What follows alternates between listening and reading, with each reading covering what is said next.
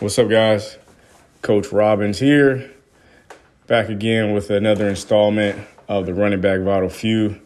Now, this is part two and some of the key elements in being a complete running back. So let's get into a little bit of blocking.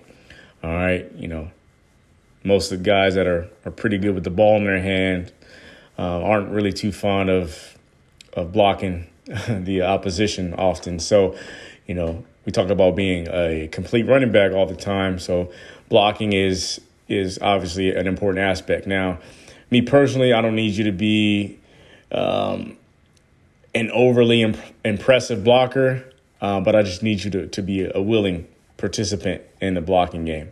In the notes here on the screen, run or pass blocking does not have to be perfect, but the RB needs to be a willing blocker. Okay.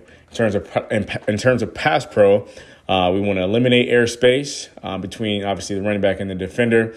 We want to shoot our hands, right? Come to balance, and then we want to mirror. Okay. When I say mirror, we're thinking outside knee on call it knee to crotch relationship. Your outside knee splitting the crotch of the defender. That way, coaches always talking about staying on the inside number. That will keep the offensive player on the inside number when he thinks about splitting the crotch. Run blocking, again, same concept. Want to come to balance. We're always looking to strike low to high. Definitely want to bring our hips as we finish. And then obviously at the high school level, there's not much cut blocking going on, but the same principle applies as far as eliminating airspace, bringing your hips. Often teach guys to step on toes to kind of give them an idea of how much space we need to eliminate. And then when we're cutting, it's not diving at their ankles or their knee or something like that. You want to aim high. So I often like to say aim for the thigh boards or your thigh pads. All right. Right here, we kind of call this a pass pro or blocking progression, so to speak. So right here, we refer to this as a 4-point hip thrust. This is kind of the latter part of the blocking movement. All right. Now, I say 4-point because I say we count the two knees and the 2 feet on the ground as 4 points. All right. And so we'll start off. So we'll start off things with just using the hips. All right. We won't give them their hands. We just want to really focus on emphasizing throwing the hips. Okay. Throwing the hips at the defender. Okay.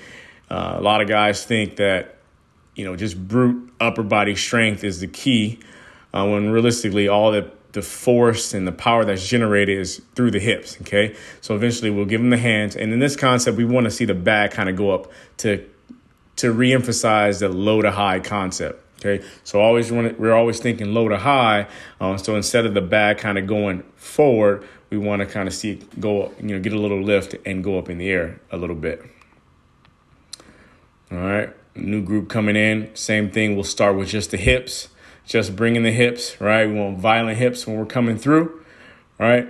And then we'll give them the opportunity to use their hands. We want to get close to the bag as possible. We want to eliminate airspace, okay? And then we want to get on the chest plate and we want to get some lift. We want to get them up in the air, right? And so from there, we'll progress into what I like to refer to as coming to balance, okay?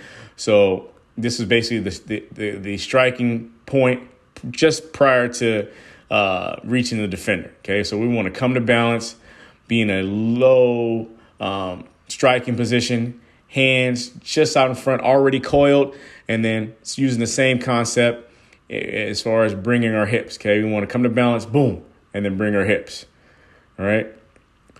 Defensive guys sometimes are taught to put their guns in the holster, hands to the side. Well, we kind of want our hands out in front of us a little bit because, the more time it takes to get, our hands to the defender, that's giving him a bit of an advantage. Okay. Everything you want to already be coiled. So everything that we've loaded up from right there where we're coming to balance, boom. And then we're striking from that point on. All right. We'll just kind of go through this a few different times. And then we'll transition into kind of putting it all together from a long stride distance. The first part, coming to balance, was more of a short stride perspective. Now we try to put it all together, all right? and come from distance, giving a more realistic look. All right. So that's our guy threatening our A or B gap or even the C gap. All right. And we got to come out there shooting through like a cannon. All right. Taking out the airspace, come to balance, under control, bring our hips, bring our hands. All right. This guy was a little early when he comes to balance. Right. We want to come to balance right when we hit the bag, not prior to hitting the bag, as we see right here. All right. Right when we hit the bag, we want to come to balance. Okay. Again, eliminate airspace. All right. The more airspace, the better advantage for the defense. Okay. So we want to eliminate airspace, put the pressure back on them. Right. Bring our hands, our hips, our feet, all that. Okay. And then the final aspect of this is the mirror part. Okay. We want to come to balance from distance again, come to balance, boom. And now we're going to try to keep that knee to crotch relationship. Right. We want to always stay half a man.